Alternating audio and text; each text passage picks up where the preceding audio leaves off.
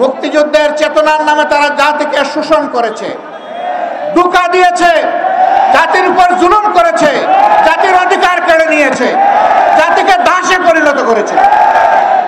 বিজয় দিবসের শুভেচ্ছা জানাচ্ছি ওই সমস্ত ভাই বোনদেরকে যারা শুধু দেশে নয় বিদেশে থেকে আমাদের হারিয়ে যাওয়া, ছিনতাই হয়ে যাওয়া এই বিজয়কে ফিরিয়ে এনে জনগণের কাছে উপহার দেওয়ার জন্য সমান তালে 54টি বছর বিশেষভাবে গত 15.5 বছর লড়াই করেছেন।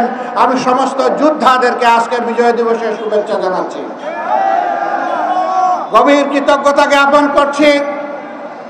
যারা 71 সালে রণাঙ্গনে বুক চিতিয়ে যুদ্ধ করেছিলেন, জীবন দিয়েছেন, বঙ্গত্ব বরণ করেছেন, লড়াই করে সেদিন বিজয় উপহার দেওয়ার জন্য যারা ঘর থেকে বের হয়ে এক এক করে 9.5 মাস যারা রণাঙ্গনে ছিলেন, আমি তাদের সকলের প্রতি গভীর কৃতজ্ঞতা জানাচ্ছি। আমরা জাতি হিসাবে কৃতজ্ঞ জাতি, কিন্তু একটা দল, বিশেষ করে একটা গোষ্ঠীও না, একটা পরিবার জাতিকে কৃতজ্ঞতা বোধ ভুলিয়ে দিয়েছিল। স্বাধীনতার সমস্ত অবদান, ক্রেডিট হাইজ্যাক করে একটি পরিবারের সম্পত্তিতে পরিণত করা হয়েছিল।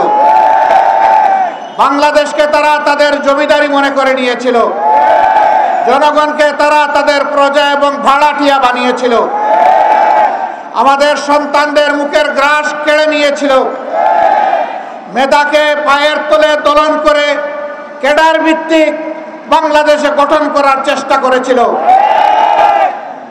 সম্মানিত ভাই ও বন্ধুগণ, এরকম একটি বিজয় দিবস আজকে জনগণের মাথায় মাথায় লাল এবং সবুজের টুপি। এই সবুজ হচ্ছে বাংলাদেশের সবুজ জমিন, লাল হচ্ছে আমাদের শহীদদের রক্ত। এটা সূর্যের চেয়েও দামি। এই রক্ত দেওয়া শুরু করেছিল এই জাতি 47 সালে। তখন থেকে রক্ত দিয়ে দিয়ে 24-এর 5 আগস্ট পর্যন্ত এই রক্ত দেওয়া অব্যাহত রয়েছিল। দুঃখের বিষয়, 47-এর পরেও জাতির স্বাধীনতার সুফল ভোগ করতে পারেনি।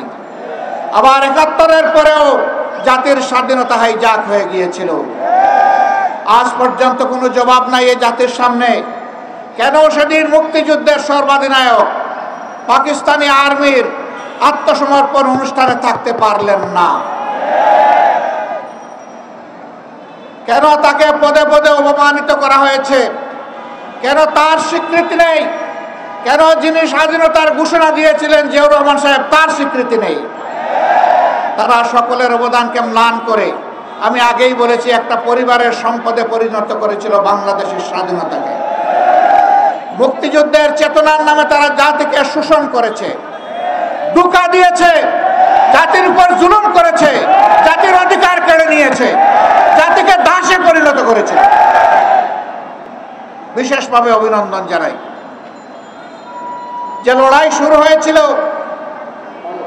72 সাল থেকে সত্যিকারের স্বাধীনতার সুফল ভোগ করার জন্য, জনগণের হাতে স্বাধীনতার সুফল তুলে দেওয়ার জন্য।